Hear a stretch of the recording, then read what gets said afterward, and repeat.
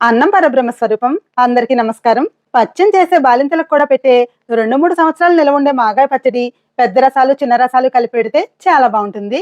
ముందుగా వీటిని బాగా కడిగి తడి లేకుండా తుడిచి పైన చెక్కు తీసుకుని సన్నటి బద్దల్లా చెక్కుకోవాలి.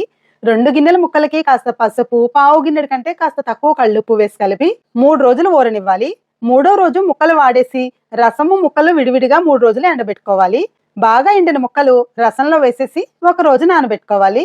ఇప్పుడు దలసరిగా వెడల్పుగా ఫ్రైకి, కూరలకి అనుకూలంగా ఉండే the Indus valley stainless steel fry pan లో మెంతులు, ఆవాలు కాస్త దోరగా వేయించి మిక్సీ పట్టుకోవాలి.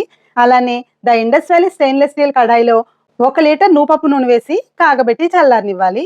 పైకి పొంగిపోకుండా కాస్త ఆయిల్లో మాత్రమే వెల్లుల్లి ముద్ద దోరగా వేయించి చల్లారనివ్వాలి. అలానే ఇంకాస్త నూనెలో ఆవాలు, ఎండుమిర్చి, కరివేపాకు కూడా వేయించి చల్లారనివ్వాలి.